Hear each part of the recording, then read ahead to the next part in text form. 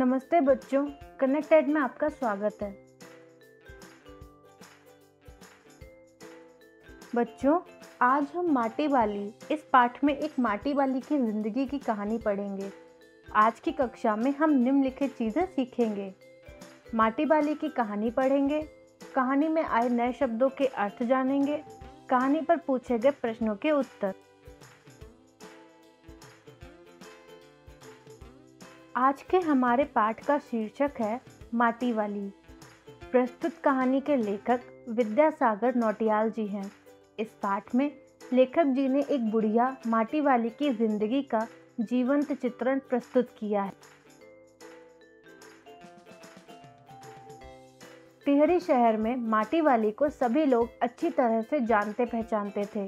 घर के कुल निवासी, बरसों से वहां रहते आ रहे किराएदार, उनके बच्चे तक घर घर में लाल मिट्टी देते रहने के उस काम को करने वाली वह उस शहर में अकेली थी।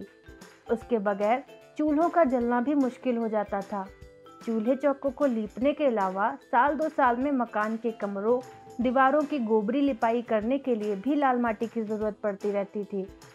शहर में आने वाले नए किराएदार भी एक बार अपने घर के आंगन में उसे देख लेते तो अपने आप माटी वाली के ग्राहक बन जाते थे। शहरवासी उससे कंटर को भी अच्छी तरह से पहचानते थे। रद्दी कपड़े को मोड़ कर बनाए गए एक गोल डिल्ले के ऊपर बिना ढक्कन का कनस्तर टिका रहता था।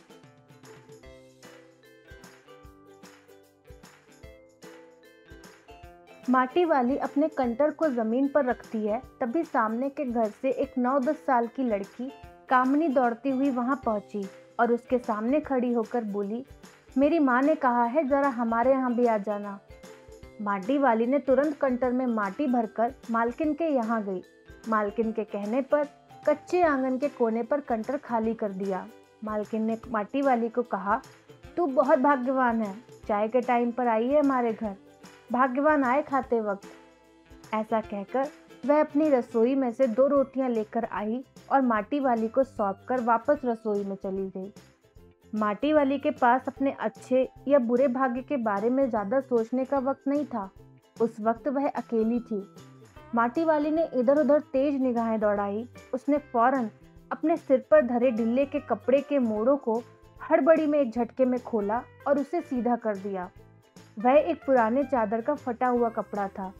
मालकिन के बाहर आंगन में निकलने से पहले उसने 2 रोटियों में से एक रोटी को मोड़ा और उसे चादर के फटे हुए कपड़े में लपेटकर गांठ बांध दी।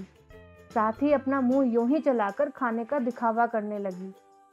घर की मालकिन ने रसोई से पीतल के ग्लास में चाय लेकर आई और बुढ़िया के पास जमीन पर रखी। माटी वाली गर्म चाय को ठंडा करने के लिए सू सू करके उस पर लंबी लंबी फूंके मारने लगी। तब रोटी के टुकड़ों को चबाते हुए धीरे धीरे चाय सुड़कने लगी। माटी वाली ठकुराइन जी से कहने लगी, चाय तो बहुत अच्छा साग हो जाती है। मालकिन ने उससे कहा, भूख तो अपने में एक साग होती है बुढ़िया, भूख मीठी कि भोजन मीठा, कि भोजन मीठा।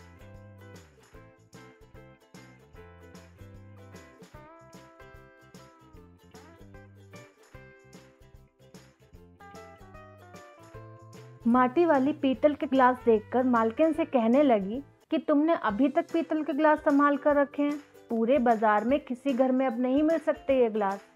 तब ठकुराइन जी माटी वाली बुढ़िया से कहने लगी, इनके खरीदार कई बार हमारे घर आकर लौट गए।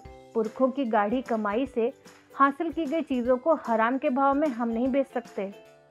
उस वक्त कैसी तंगी के दिनों में अपनी जीभ पर कोई चटपटी चीज़ रखने के बजाय मन में सोचकर 2-2 पैसे जमा करते रहने के बाद ये तमाम चीज़ें उन्होंने खरीदी होंगी, जिनकी हमारे लोगों की नज़रों में अब कोई कीमत नहीं रह गई।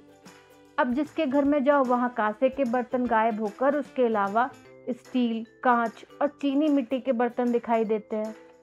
मालकिन माटी वाली से बोलने लगी, अपनी चीज़ का मोह बहुत बुरा होता है।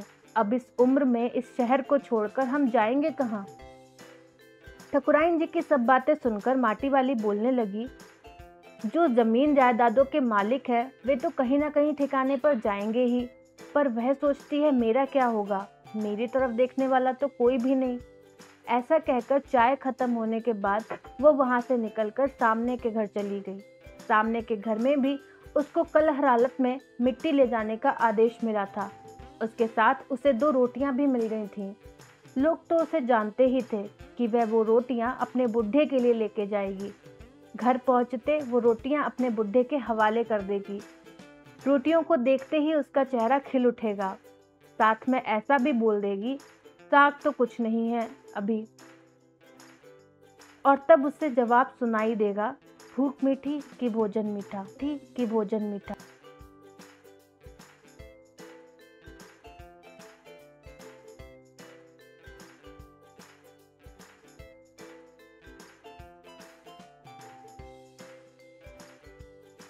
माटी वाली का गांव शहर से 1 घंटे की दूरी पर था। रोज सुबह वह अपने घर से माटा खान में मिट्टी खोदने निकल जाती थी। फिर विभिन्न स्थानों में फैले घरों तक उसे ढूंढने में सारा दिन बीत जाता था। उसे घर पहुंचने से पहले रात घिरने लगती थी। माटी वाली के पास खुद का खेत या जमीन का टुकड़ा नहीं था। गांव के एक ठाकुर की जमीन पर उसकी झोपड़ी थी, जिसमें वह गुजारा करती थी। उसकी जमीन पर रहने के एवज में ठाकुर के घर पर भी कामों की बेगारी करनी पड़ती थी। आज वह बुड्ढे को कोरी रोटियां नहीं देना चाहती थी। माटी बेचने से हुई आमदनी से उसने सब्जी बनाने के लिए पाव भर प्याज खरीदे थे। सब्जी तैयार होते ही वह अपने बुड्ढे के सामने 2 रोटियां रखने वाली थी। यह सब मन में सोचती, हिसाब लगाती हुई वह अपने घर पहुंच गई। उसके बुड्ढे को अब रोटी की कोई जरूरत नहीं रह गई थी। वह अपनी माटी वाली को छोड़कर जा चुका था।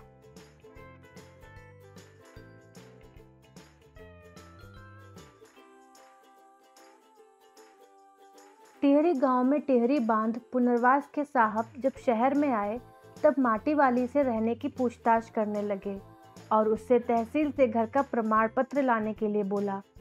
साहब को जमीन के कागज चाहिए थे। माटी वाली की जिंदगी माटा खान से माटी लाकर शहर के तमाम घरों में देते गुजर गई थी। माटा खान ही उसकी रोजी थी। बांध बनने के बाद मैं क्या खाऊंगी? ये सवाल माटी वाली ने टिहरी बांध पुनर्वास के साहब से किया।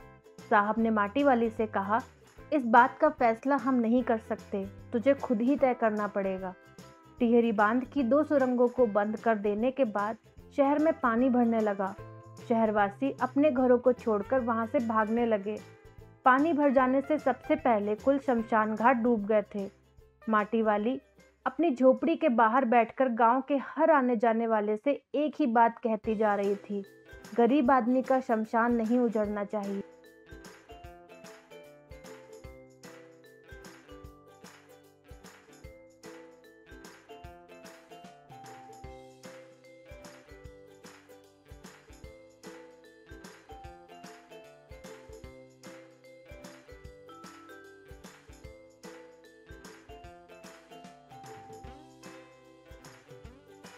पाठ से जुड़े कुछ कठिन शब्द और उनके अर्थ।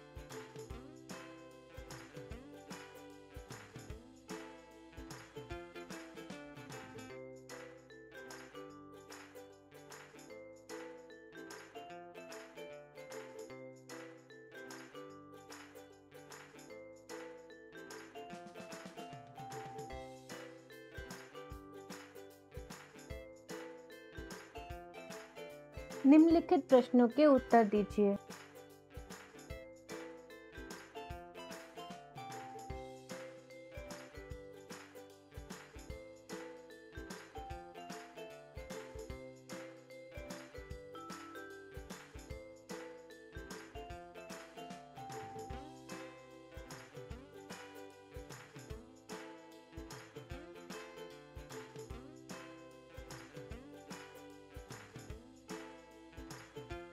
ये रहे उन प्रश्नों के उत्तर।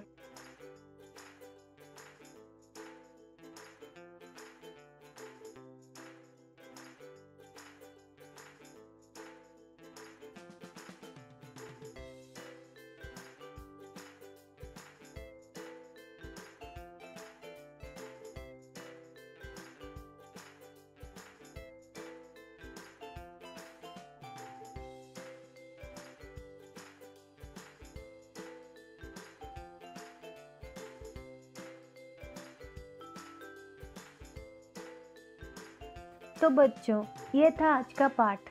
आशा करती हूँ कि आप सबको ये कहानी पसंद आई होगी। आज की कक्षा यहीं समाप्त हुई। अगली कक्षा में मिलते हैं एक नई कहानी के साथ।